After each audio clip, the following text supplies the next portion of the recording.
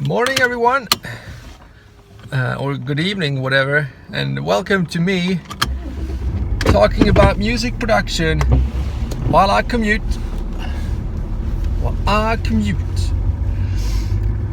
Yeah, we're getting a hang of this now. This is the 11th episode, and for that occasion, I'm gonna be talking about structure in songs. Basically arrangement of a classical EDM track. Well, I've already bruised through this earlier on a bit, but I'd like to go a bit deeper. There's a bunch of different ways that you can structure your track, right? Usually you have an intro for the most part for different tracks. Basically all of the different tracks do have an intro, and then you have a chorus that's basically in every track as well.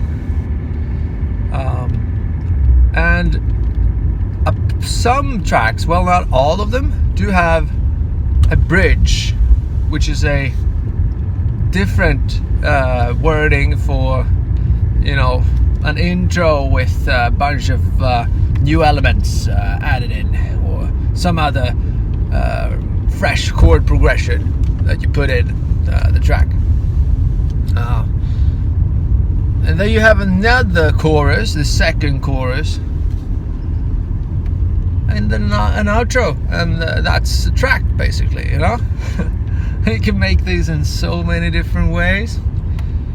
But from my experience as a DJ in 15 years, I gotta say, if you want to make a track that a DJ can play easily, then sticking with the bars, the bar lengths that are standard, does really help. Because okay, so a bar, that's basically 4 beats.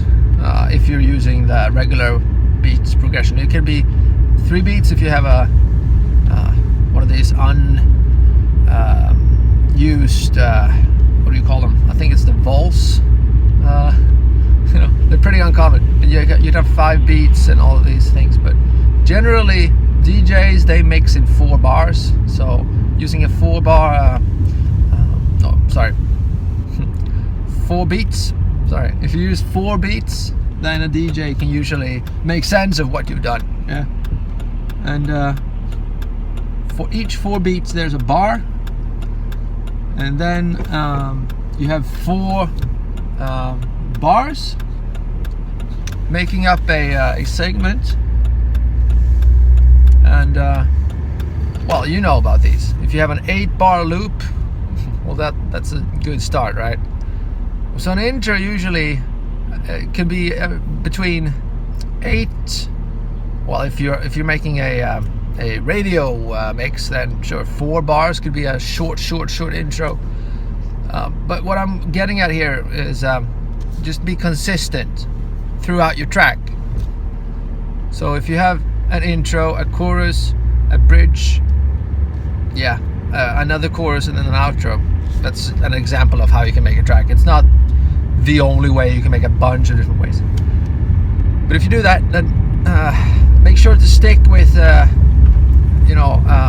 structure. So if you can have, for example, 16 bars as an intro, or no, let's say 8 bars as an intro, and then, well, I don't know, 16 or 32 bars as a chorus with some cool little things snapped on there, and then 16 bars as a bridge, and then 32 bars as another chorus, and then 8 bars as an outro.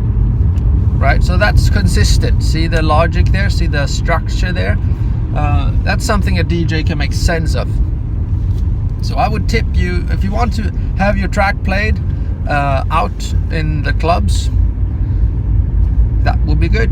That's a good tip. And I've learned that the hard way. I know that a lot of people, they don't really care about that kind of thing.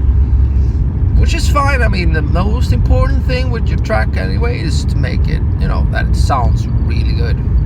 That's the only really important part about making music, is that it sounds fucking awesome. If it sounds fucking awesome, then yeah, then the DJ can make do. I'm just saying, DJs don't really care. I mean, if your track is mastered to shit, or if your track is not structured correctly, if your music is amazing. And that's why that's actually music. I mean the song. If the song is amazing, then DJs will play it if it's something they enjoy.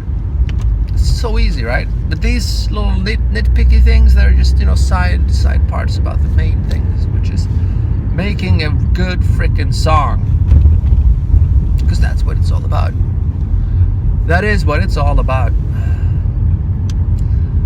But yeah, so the structure can be made in different ways. More building blocks for you. Look at this as Legos, if you've played with those. I guess most of the world has now. Look at it as Legos. 8 bar loops, can be 16 bars, can be 32 bars, can be 4 bars, as long as it's logical throughout the entire track. Some other parts to use: the intro, the chorus, the breakdown is also one that's pretty good to know about. There's an interlude you can use, which is basically a different take on the break there.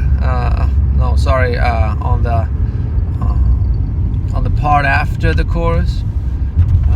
And there's the build-up, which is really common in EDM music. You have a big build-up, a long build-up, and that's used in a lot of tracks outside of EDM as well, I'm sure. But yeah, just a couple of quick tips. The flow of the track is really important, and you can use musical sound effects to make this better, but yeah, basic structure is really good to know about, and mapping that out when you start making the track is a tip that makes your work a lot easier. Okay, sounds good. Like my hairdo today? Yeah, so do I. If you like this, give me your feedback. If you don't, give me the feedback as well. I want to know about it. Thanks so much for watching. Really makes my day a bit better. Subscribe if you enjoy it, and please share this with all of the people that you believe might get a laugh out of this, or might find it useful. Thanks again. See you soon.